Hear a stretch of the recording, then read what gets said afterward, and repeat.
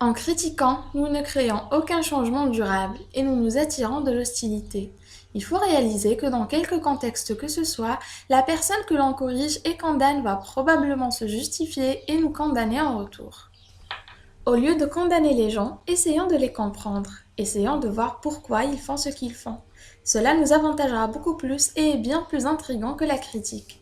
Et cela génère de la sympathie, de la tolérance et de la gentillesse. Il y a un désir presque aussi important que celui de nourriture ou de sommeil, et qui est rarement satisfait.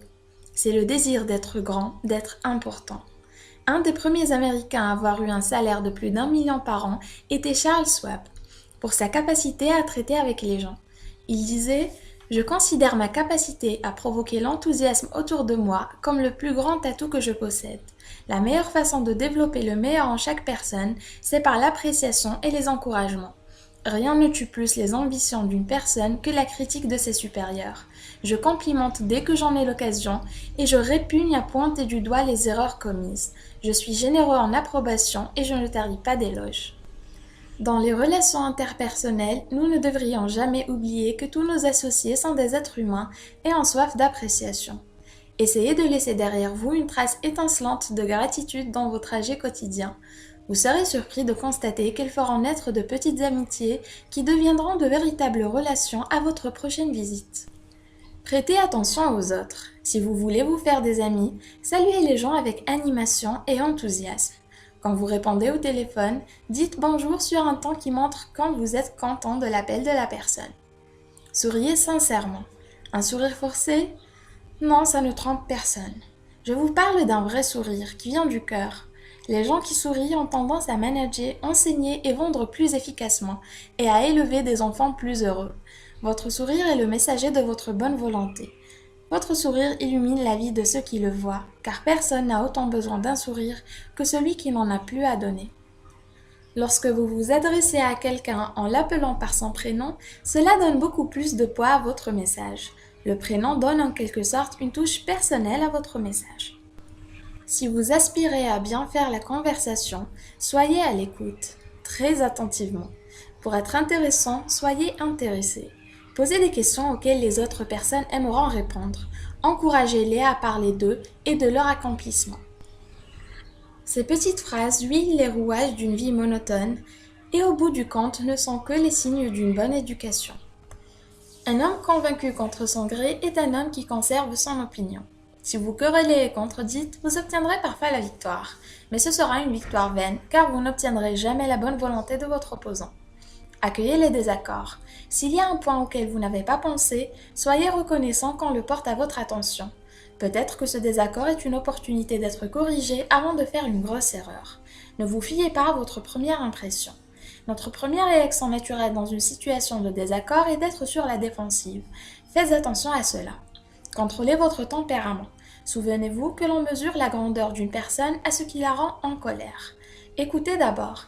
Laissez à vos opposants une chance de parler. Laissez-les terminer. Ne résistez pas, ne défendez pas, ne débattez pas. Cela ne fait qu'ajouter des barrières.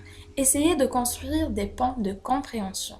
Cherchez des terrains d'entente. Quand vous avez entendu vos opposants, attardez-vous d'abord sur les points et les domaines sur lesquels vous êtes d'accord. Soyez honnête. Promettez de penser aux idées de vos opposants, de les étudier attentivement, et faites-le. Votre opposant pourrait avoir raison. Remerciez votre opposant sincèrement pour son intérêt. Quiconque prend le temps d'être en désaccord avec vous est intéressé par les mêmes choses que vous. Imaginez-les comme des personnes souhaitant vraiment vous aider et qui pourraient devenir des alliés. Si vous devez exprimer vos divergences de point de vue avec quelqu'un, faites-le de manière polie et civilisée. Vous avez votre avis, votre interlocuteur également. Le respect doit animer votre débat. Si vous vous rendez compte que vous êtes fautif, l'admettre montre votre sens d'humilité et crée une meilleure image de vous. Dans une situation où vous pourriez potentiellement être mis en cause, admettez les conséquences négatives de vos actes et essayez au mieux d'anticiper ce que votre interlocuteur va dire pour désamorcer le conflit potentiel. Cela aura généralement pour effet de rendre votre interlocuteur plus compréhensif et vos erreurs ont de grandes chances d'être très vite oubliées. En commençant une conversation de manière calme et posée, vous dictez le rythme de cette dernière. Évitez de vous montrer trop agressif ou trop pressant. Et surtout, évitez de vouloir absolument imposer votre opinion. En gardant tout cela à l'esprit, vous persévérez un climat serein et amical tout au long de la discussion. Quand vous parlez avec des gens, ne commencez pas par parler des choses sur lesquelles vous différez. C'est ce que l'on appelle la méthode socratique. Mettez en avant continuellement les choses sur lesquelles vous êtes d'accord. Insistez sur le fait que vous allez tous les deux dans la même direction et que la seule différence qui vous sépare est une différence de méthode, pas d'objectif. La plupart des gens qui essayent de convaincre des personnes de leur avis parlent trop. Laissez les autres parler, posez-leur des questions. Si vous n'êtes pas d'accord, vous serez tenté d'interrompre, mais ne le faites pas. Les gens ne prêteront pas attention à ce que vous dites, alors écoutez patiemment et avec un esprit ouvert. Soyez sincères et encouragez-les à s'exprimer. N'avez-vous pas plus confiance en les idées que vous avez découvertes par vous-même qu'en celles qu'on vous sert sur un plateau? Si c'est le cas, ne pensez-vous pas qu'il soit contre-productif de forcer votre opinion auprès des autres?